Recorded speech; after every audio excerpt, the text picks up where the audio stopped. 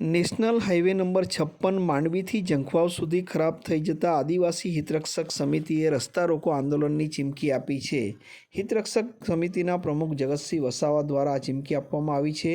દિન 15માં તંત્ર દ્વારા કાર્યવાહી નહીં થાય તો ઝંખવાવ ખાતે રસ્તા રોકો આંદોલન કરવામાં આવશે તેવી ચીમકી નિવૃત્ત કલેક્ટર અને આદિવાસી હિતરક્ષક સમિતિના પ્રમુખ જગતસિંહ વસાવા દ્વારા જણાવવામાં આવ્યું છે.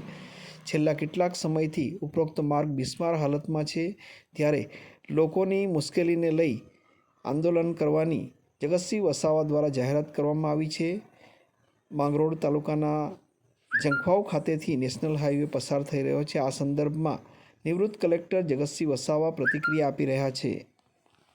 ગુજરાત આદિવાસી હિતરક્ષક સમિતિ તરફથી મુખ્યમંત્રી શ્રી ગુજરાત રાજ્ય, જિલ્લા કલેક્ટર શ્રી સુરત, ભરૂચ, નર્મદા અને project director national highway authority of ઇન્ડિયાને નેશનલ હાઈવે નંબર 56ના રિપેર માટે એક આવેદનપત્ર આપવામાં આવ્યું છે. સમાચાર પત્રોમાં ઘણી વખત લોકોએ ગ્રીવાન્સીસ રજૂ કર્યા છે, છતાં પણ ઘણા વખતથી આ રસ્તો એકદમ રિપેર વગરનો રહ્યો છે.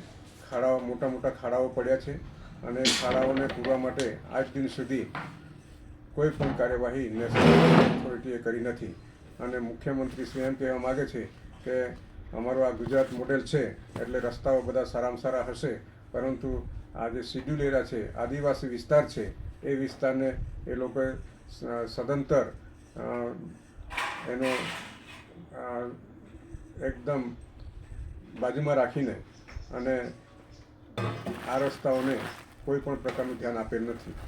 એટલા માટે અમે આદિવાસી હિતરક્ષક સમિતિ તરફથી અને આદિવાસી યુવાનો અને આ વિસ્તારના ભાઈ બહેનોને અમે આહ્વાન કરીએ છીએ કે જો સરકારશ્રી અથવા national highway authority national highway number 56નું રિપેરિંગ 15 દિવસમાં ન કરશે તો રસ્તા રોકોનું આંદોલન કરવામાં આવશે.